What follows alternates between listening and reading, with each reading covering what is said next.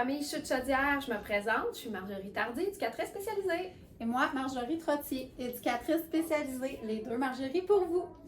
On vous parle de votre fameux rôle de modèle auprès de vos enfants. Ça vous est déjà probablement arrivé, tout comme moi, de vous dire quand vous étiez enfant, oh, ce petit comportement-là que mon parent a, c'est clair que je vais pas faire ça avec mes enfants. Ou sur une note plus positive, cette tradition-là est vraiment hot, j'aimerais ça vraiment pouvoir l'offrir aussi à mes enfants. Voyez à quel point l'éducation qu'on reçoit va modeler l'éducation qu'on va offrir à nos enfants.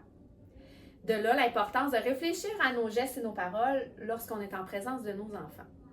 La gestion de nos émotions et les réactions que nous développons lors d'un conflit avec nos enfants va aussi influencer la façon dont ils vont réagir lors des situations difficiles. Il est donc important, lorsque notre enfant nous fait exploser, de faire un retour avec lui, d'accepter qu'on a réagi de façon inadéquate, puis de s'excuser. Ainsi, l'enfant apprendra qu'il a le droit de commettre des erreurs et qu'il est important de s'excuser pour conserver le lien avec les personnes importantes pour lui. Pas besoin d'être toujours parfait. Personne n'est parfait et les enfants doivent apprendre à vivre avec leurs imperfections, mais avec celles des autres aussi, dans la limite du respect de tout le monde, toujours.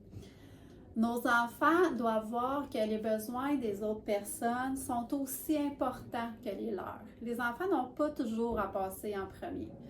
Par contre, les besoins de base des enfants restent primordiaux comme manger, boire, dormir, l'hygiène, la sécurité passe avant tout.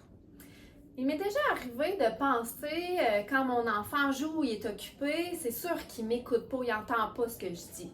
Erreur! Ces petites bêtes-là, ils enregistrent tout ce qui se passe autour d'eux, même quand ils sont très occupés. Et c'est donc important de faire attention aux mots qu'on utilise quand on est en discussion entre adultes parce que l'enfant enregistre des mots qu'on ne veut pas qu'ils reproduisent ou même des comportements. Des mots comme les jurons, par exemple.